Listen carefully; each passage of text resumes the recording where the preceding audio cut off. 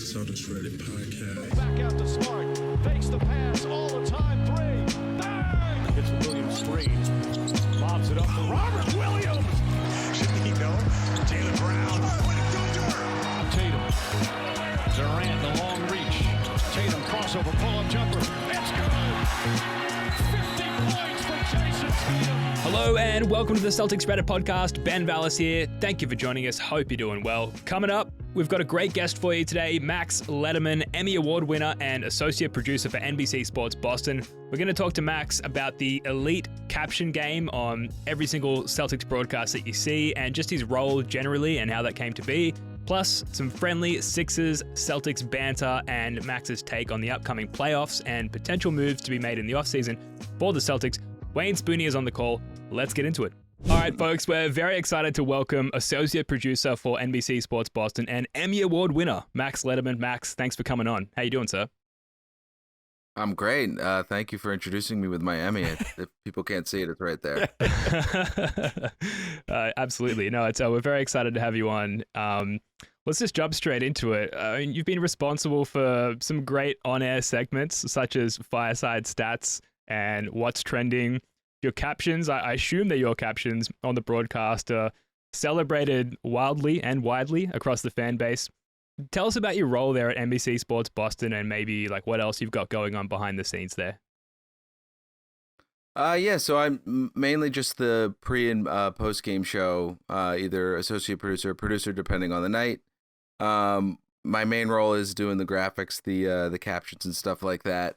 Throughout the years, I was editing back in 2010 on all the different shows, and it was right around the summer of 2013, going into the 13-14 season, that I became the main Celtics AP, and it's been like that ever since. I love it. It's been great, and so I on a nightly basis, there's a lot of like sponsored stuff that we have to do in the pregame show. So we just meet up, we try to figure out what the themes are, the game stories. And we build graphics, based on that, and we put a little sponsorship on it, and they pay us, and that's great. That's how I get to send my kids to college, hopefully one day.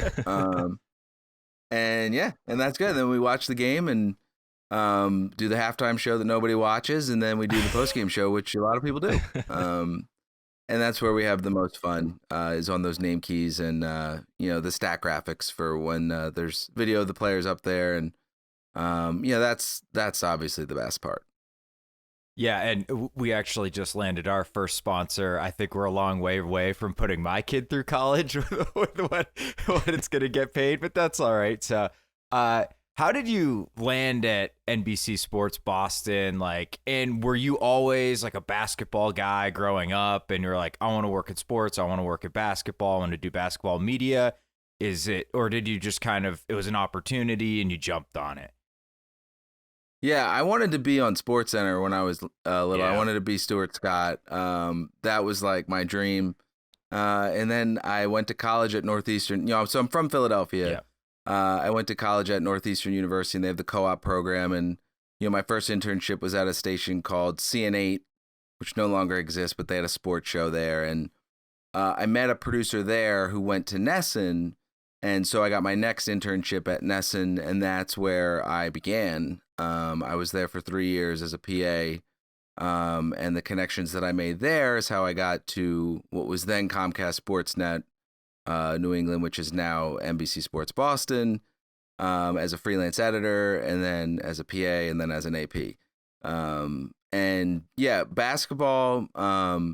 I think in one of my interviews for when I first got to NBC, it was they asked me what my favorite sport was, and I think I can't even remember basketball. I just love it. I love it so much. Yep. It's pure love too. It's like I can't even really explain it. I love shooting. I love playing with my friends. I love watching it. I love, just because I just feel like it's one of those things where you can see yourself getting better, even if it's just by yourself when you're shooting. And it's just like, I love that. It feels great. And I just love watching it. But growing up, I probably Flyers, probably hockey was my number one, because my dad's company had season tickets, so we got to go to a ton of games, and the Sixers were just such trash before Iverson got there that nobody cared. And then Iverson, he came along, and that was really where the love affair began.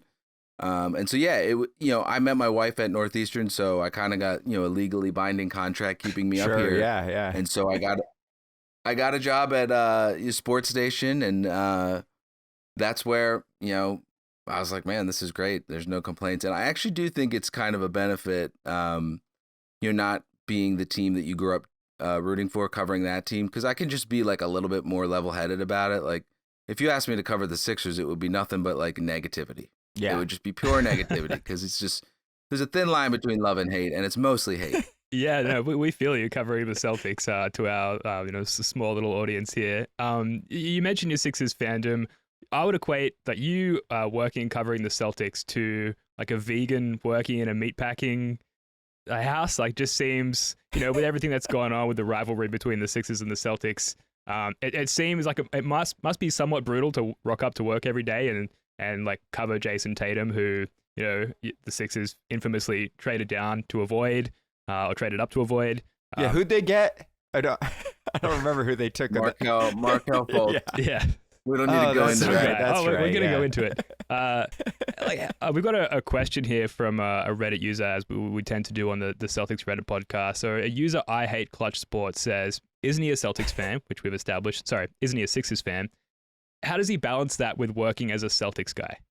Yeah, so it wasn't a problem at the beginning because the Sixers were so bad. They were tanking in the process and all that stuff. And, the teams weren't good at the same time. Like, the rivalry wasn't really anything for me, like in the early 80s. I mean, most of it I wasn't alive for. And when I was just too little to care.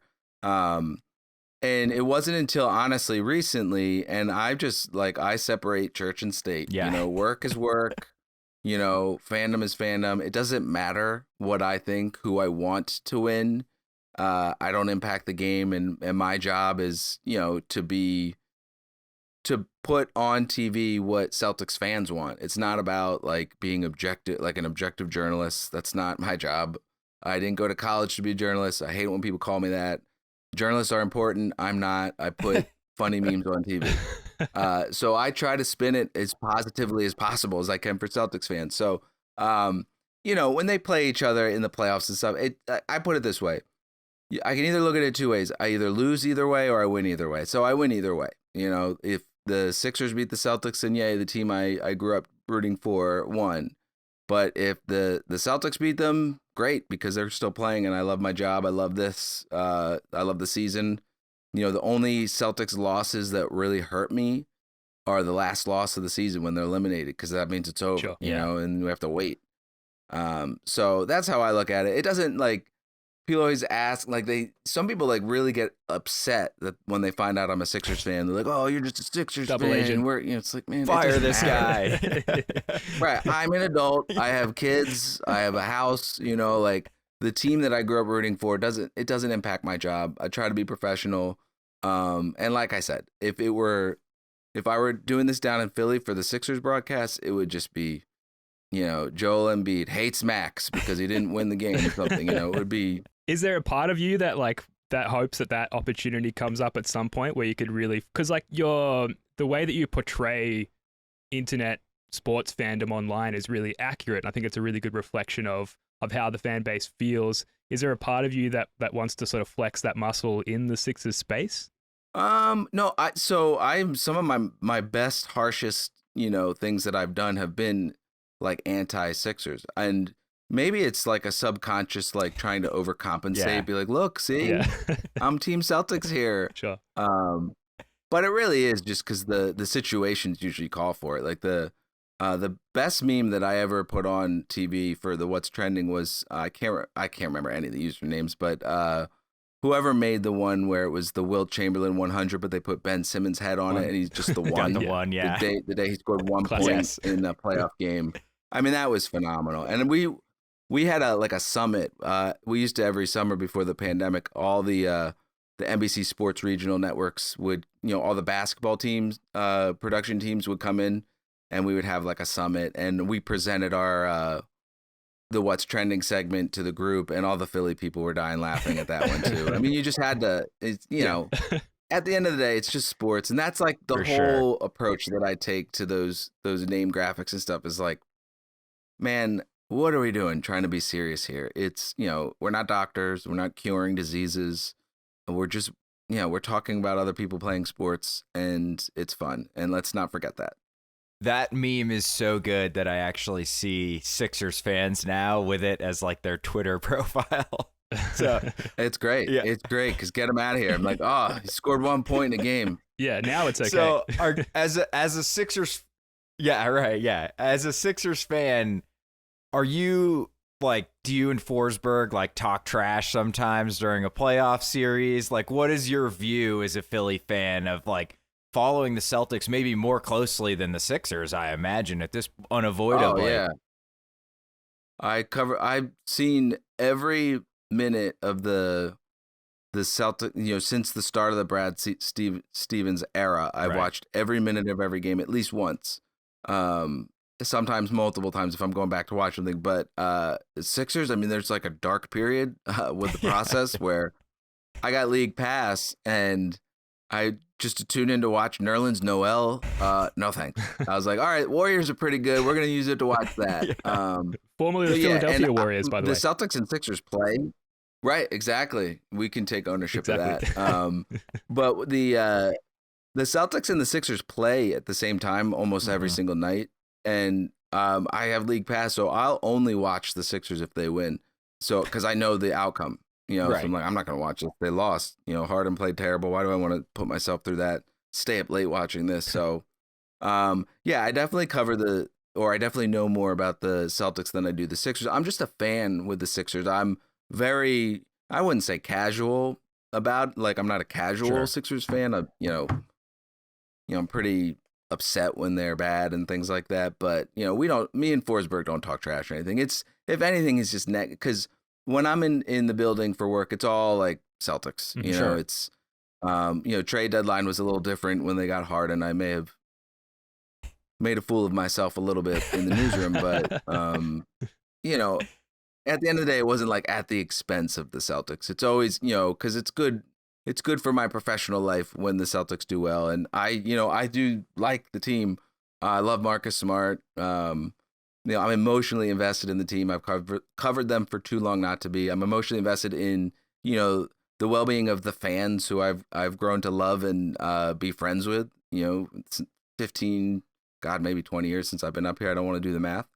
So we've got let's shift gears a little bit here, and we're going to go back to one of our Reddit questions. And user Kakali4, did you ever get in trouble for anything you've put on air? Like, even from like a player's camp, like Westbrook's camp, reaching out and saying like, who is this dude? Why is he like making fun of me on your broadcast?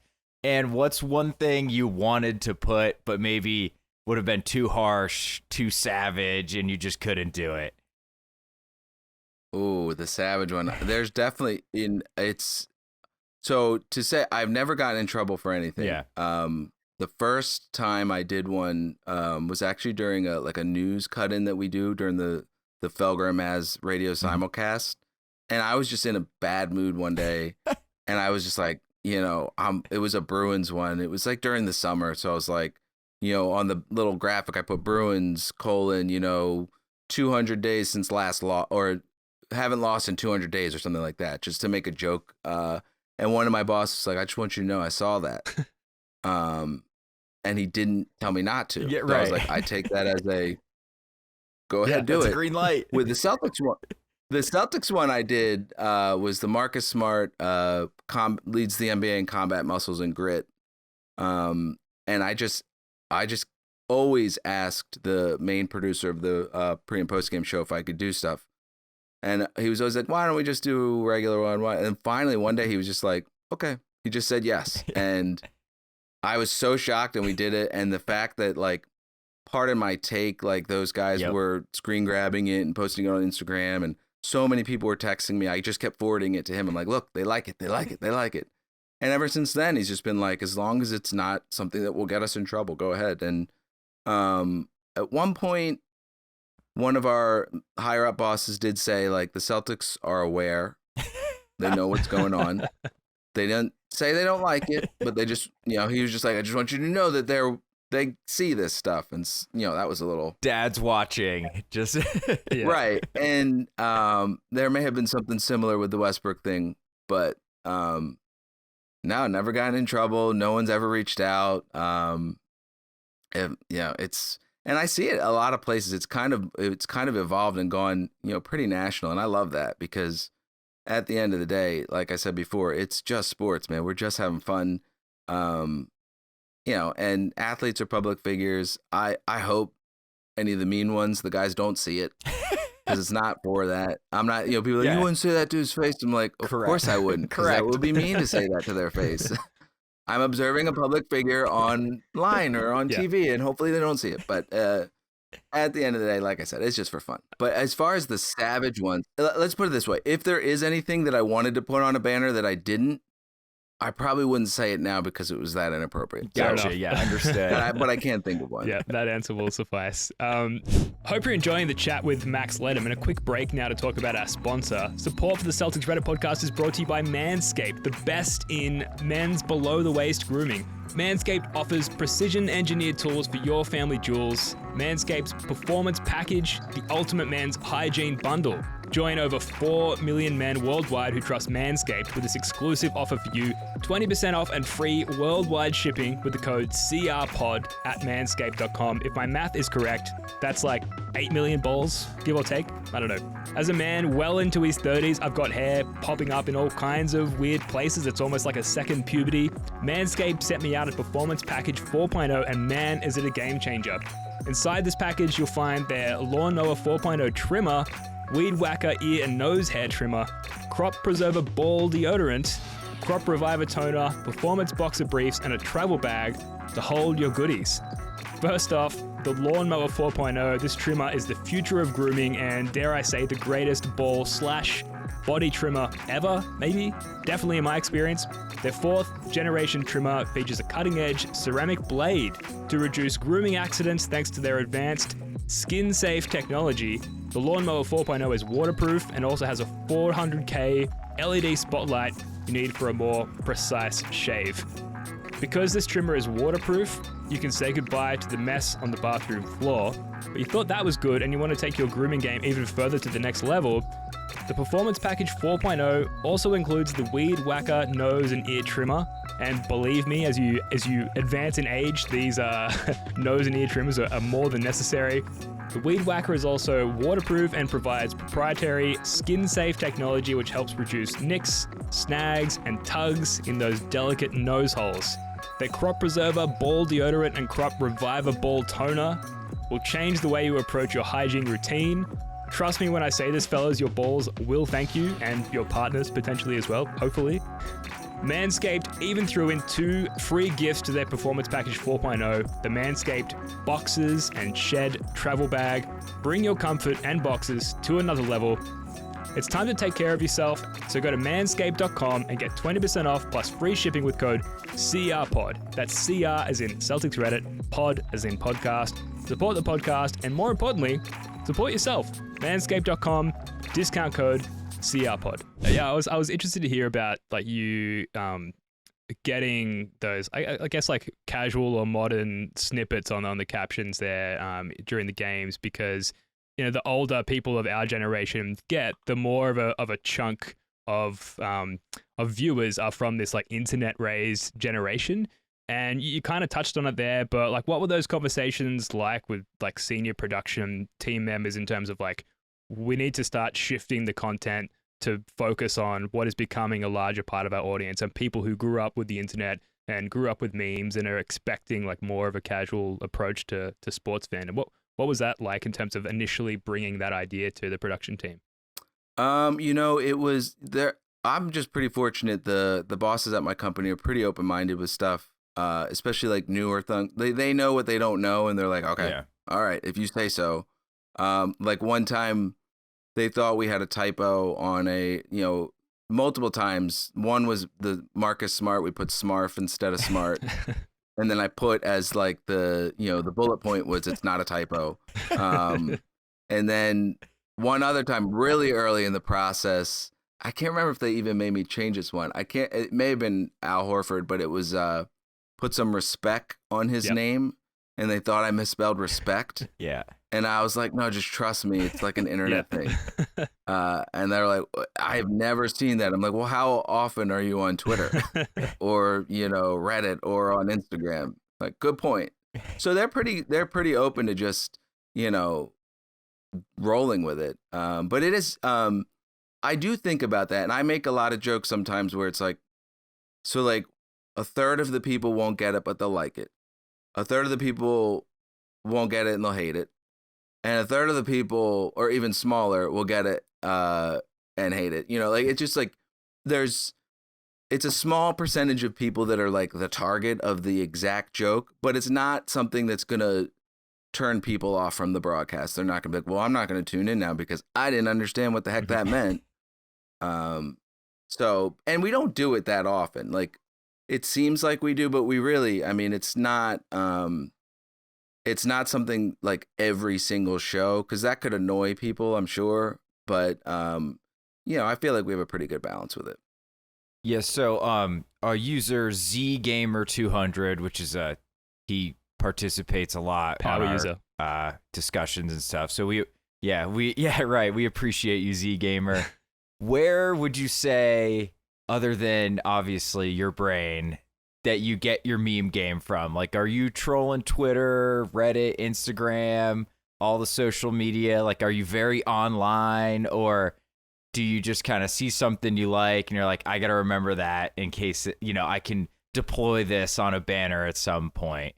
And how do you decide what's worth it? Like, what's worth going on air? Like, what's your process? So there's, it's I'm online. I'm too online. That's where it all comes from. Yeah. And it's usually just Twitter, which is terrible. And sometimes darker and then it should be. Right. But it's usually just from being online. Reddit I think still has, when I check it pretty regularly, just, make sure I'm not missing, mostly just for like headlines and storylines and stuff. But in Reddit, I feel like I see more memes now than I do on Twitter. I don't see Twitter memes. People still tag me almost every single day in stuff, and I'll retweet and everything. But we don't do that segment anymore. But that's where the inspiration is just kind of just super organic. And if I'm not sure of one, I just won't do it. Usually, it really, to me, it's like that's the thing that I think separates us. And I'm not alone. I do have one other person, my friend Mark, who works with us, who does, probably half the ones that you guys love are his. But I always say I take all the credit for him, but I also take the blame. Right. Yeah. But he, so if I'm questioning, like I'll look over at him. He sits next to me in the control room and be like, "What do you think of this one?" And he'll either, he'll be like, and if I don't like his facial expression, I just won't do it. But like our like, we're really proud of the fact that we don't force it. Like the web department, when we first started doing it, used to kind of get annoyed. They're like, why didn't you tell us you were going to do it so we can screen grab it and instead of other people? And I was like, well, I mean, don't we want the other people to screen grab it? And I don't know when I'm going to do it. And I don't have time to let me just call this person here and like, hey, during this live TV show, we're going to do something. So be ready. Just watch the show. And if you see something you like, screen grab it. But yeah, it really, it depends, it's the vibe of the team too. Like the last year really hasn't been like last season, especially it was just, man, the pandemic. Ooh, it really sucked the energy out of just being a sports fan in general. And so that just didn't really feel like a ton this year. It like in the beginning of the run, it was like, I don't want to get, I don't want to jinx it by starting to get cute with our graphics again. Although the Schroeder one, the Westbrook one was earlier in the season. But I mean, look, any chance you can dunk on the Lakers, Lakers. man. And that's one thing the Sixers Celtics fans can agree on. That's for screw sure. the Yeah, Lakers. Absolutely. But yeah, we don't force it, and I don't feel like we haven't done a ton this year really either. Do you have any captions or graphics or content saved away, ready to deploy for a moment that hasn't happened yet that you hope might happen? If that makes sense. I was struggling to articulate this question properly, so hopefully that makes sense. No, I know what you mean, and I don't like, but it's not like I wouldn't. I have in the past. I was trying to think of examples, but I know for sure in the past, like I've had one, like, oh man, it sucks that they lost tonight because I totally would have used this. But I don't currently have any, in the holster ready to go. But it has in the past where there's been one like I'm just waiting for the right moment to unleash this one. I'm trying to think what any of the more. Oh, and I think the most recent one I did was on, Tatum was with Deuce in the post-game interview. So it's like, I got to do something about him sunning the NBA. And that's the Well one received. I did there. And,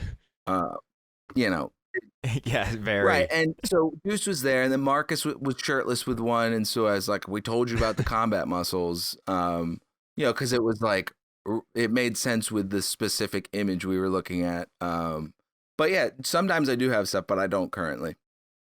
So if you got ideas, send them. Will We do. will. Absolutely.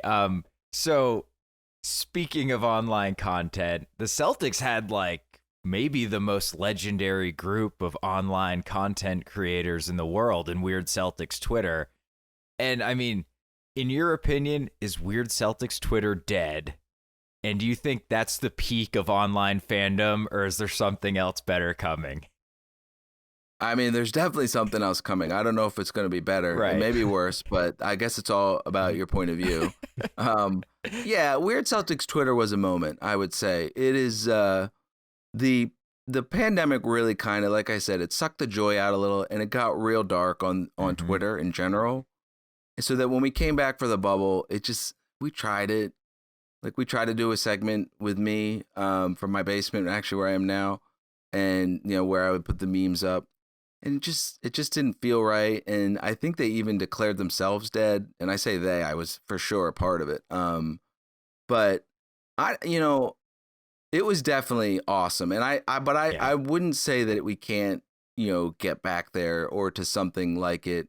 But that was for a great, like those teams were super underdogish. They had megastars on their team that got hurt. And so, the hospital Celtics, and then the Jays coming alive, and just it was kind of a lightning strike, perfect timing for all of these things to come together. And then the pandemic kind of, tore it kind of apart. And part of it too is I think probably a lot of the power users just got a little bit older, maybe just, less online now, maybe making better choices about what they do with their time. Like I Shout out to probably Riff should. Man. But it. Yeah. Oh yeah, Riffs man, legend. He is great, and honestly, part of it too was him just being like, "Look, I need to, for my own mental health, get out of here for a little bit." And I absolutely agree with that because there were times when, I'm just on here trying to talk about basketball, make jokes and stuff, but it was just society and life was so depressing that you just really. You couldn't escape it, and the best thing to do is just put a movie on or something and just log off. So, it really kind of did fizzle out. But I don't think it can't come back. I think that this team is really good, and we'll see what happens in the playoffs. Like Terry Rozier versus the Bucks, that first round in 2018 was like, I mean, that was one of the moments where it had already started, but it really got going with him. And the Eric Bledsoe, Drew Bledsoe stuff. Yeah. It was just awesome. So who knows what will happen in the playoffs. If somebody stumbles on a word and, it becomes a meme, it absolutely could. So I won't say it's dead for sure, but it did kind of fizzle out a little.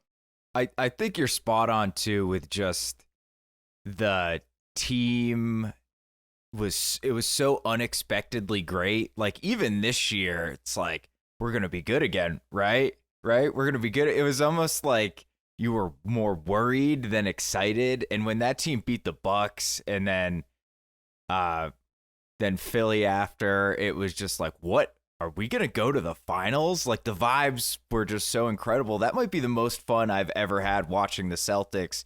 And, I watched the 2008 run. That was obviously great.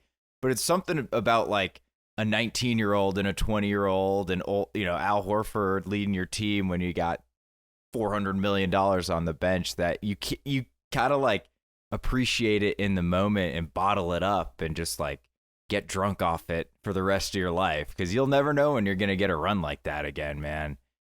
And you know who had a great point? Scal, I don't remember when he made this, but he made a great point once. He said, what Boston wants isn't a great team that's winning a championship every year. They just want you to exceed expectations. Yeah, true. They want you to either, at the very least, you better meet them, but you have to exceed them if you want that kind of the celebration like we had. And it really is.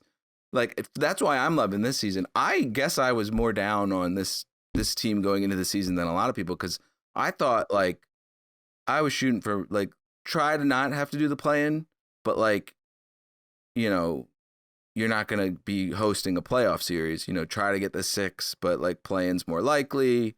And so they have absolutely exceeded my expectations. I mean, they've been so good for months, that it really is awesome. And it's so fun because it's, you're just seeing these young guys, these thoroughbreds that everyone wanted to trade, that are, just, sticking it to the critics and just looking like they're having fun doing it.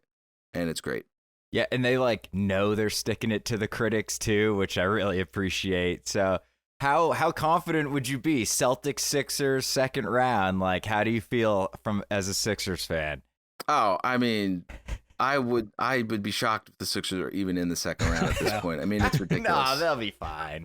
Look, I love Doc. I loved him. I thought he was the perfect coach for that team, and now I hate him. It's like, God, he's terrible. No, they're thin. They're way too thin. They have Harden and Embiid, which means they have Embiid every night, and Harden maybe some nights. Once a week. Harden has just been so damn inconsistent, and I think that the Celtics. I've said this about the Sixers for the last couple of years: is that until the Sixers beat the Celtics in the playoffs, I'm gonna pick the Celtics every time. It's I thought in the 18 run that the Sixers were for sure going to beat the Celtics. And it wasn't like I was trying to be cocky or anything. Like I said, it's good for me when the Celtics advance. But I was so wrong. I mean, the Celtics are just like so experienced. Their young players have been to conference finals. Ime really seems to have the pulse of that team. They're locked in. They play great defense. And hopefully Time Lord's back in the second round. But I would not pick the Sixers to beat the Celtics. Does that Absolutely resonate with the Sixers fan base? Because, we're obviously big on Reddit here, Celtics Reddit podcast. Pop into the Sixers Reddit occasionally, and there's a lot of hubris with the Philly fans, which I guess is par for the course.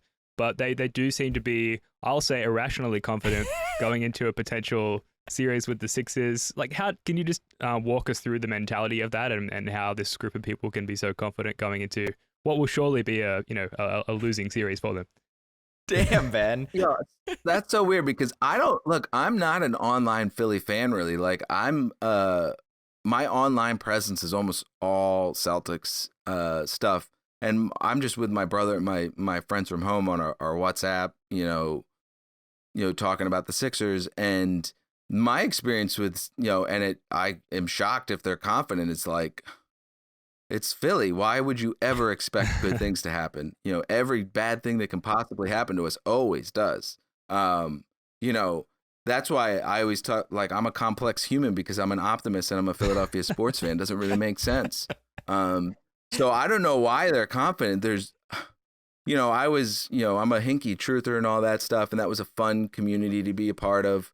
But, now that they're good, or that they have expectations and they've kind of got the pieces, it's terrifying. I expect the worst. And if they prove me wrong, then I guess that's good, right? But that's how I've always approached Philadelphia sports. I still can't believe the Eagles won the Super Bowl. So it's like, I can't believe they're great. They're, especially watching. I mean, I was in the car. I was listening to the Sixers Pistons game last week. It was devastating to hear.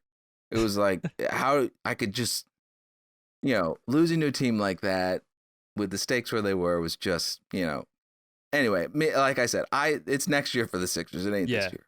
Fair enough. To be fair, the Pistons always beat good teams, so it's kind of a sign you're a good team if they beat you. But it wasn't like Sadiq Bey was scoring 50 points or anything. Although it was Cade kind of arriving on the scene. He's pretty awesome. Yes. And also Harden sucking. Yeah, absolutely. So a very likely scenario for the Celtics then, if they don't encounter the Sixers in the playoffs, is they run into Milwaukee in the second round and lose. which I think would match most fans' preseason expectations. But since the turnaround, might fall short of some of those renewed expectations, if that were to happen, what do you think the Celtics should do this offseason? What moves should they make, if any? What happens to Al Horford? There's a lot to consider there. What do you think the offseason looks like for the Celtics? Yeah, I mean, I guess a lot depends on what happens in the playoffs, but, it really, not a lot. I really think that they should, look to improve on the edges, limit the amount of bad players you have that you need to rely on, and, hope for some more internal growth. But like moves like the Derek White move were just perfect. And Danny never would have done that. He just saves all his chips for these big fish. And it's, as we're seeing with the team now, it especially, and you look at what happened with the Lakers, where they just traded all their depth for, one, it was stupid to trade for Westbrook regardless, but to get the 3 stars, to me, like, you have 2. And Rob is, I don't know what you would call him, but he's, he should be first team all defense in the mix for defensive player of the year. Special talent. So, build around that.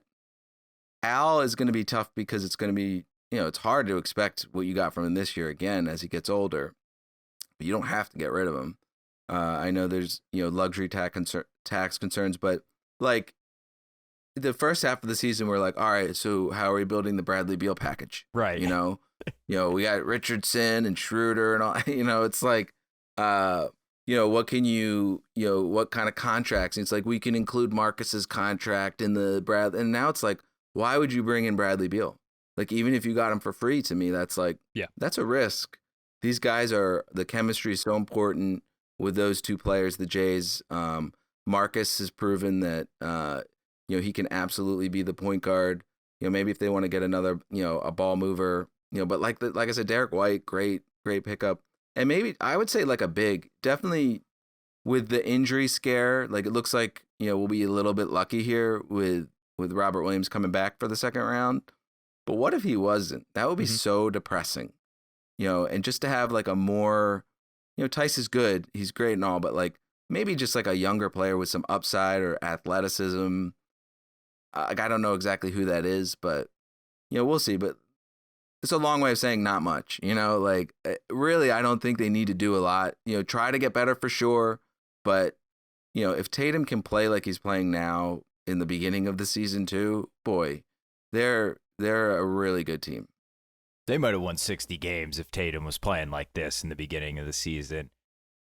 So we asked Forsberg this question. I want to ask you because I just think it's kind of a fun one. So Rob Williams was like kind of a meme before he became a great player. Like everyone saw the potential. They saw the crazy athleticism. Everyone just wanted to see him play more, even though everybody knew, he was getting lost on defensive rotations. Maybe it wasn't the best thing for winning. And now he's blossomed into, like borderline all-star value on the court, really, if you take into account his defense. So who do you think is going to be the next guy that the Celtics are kind of Celtics fans are clamoring to see more of, and it actually works out? And I could give you some candidates if you prefer, or if you got somebody. Okay. All right, please. It's Neesmith. It's Aaron Neesmith. Yes, my for man. sure. That's what I'm talking about. Crash needs to play more. I'm telling you. Look, I compared him to Rob in that he has he's obviously not the outlier athlete that Rob is, but he's like he spurts of like really special like energy and disruptiveness on the offensive glass and on defense, like. And, he's a shooter. I know he just needs the opportunity. Yeah. I think what he needs more than anything is his basketball IQ needs to go up, which was what it was with Rob. Exactly. And the only way that gets better is to play. And I know that's hard when you're a good team and you have expectations, but I really do think he could. And it looks like they're gonna. He had that ankle injury, which was really unfortunate because he was starting to play a lot. And I think, hopefully next year they'll give him like a little bit longer leash so that he can maybe stay out there after missing some shots or some assignments. But, it's hard because Jalen, his rookie year, Brad yanked him real quick. Every defensive mistake he made, I felt like he got pulled out. And I do think that helped him become a better defender.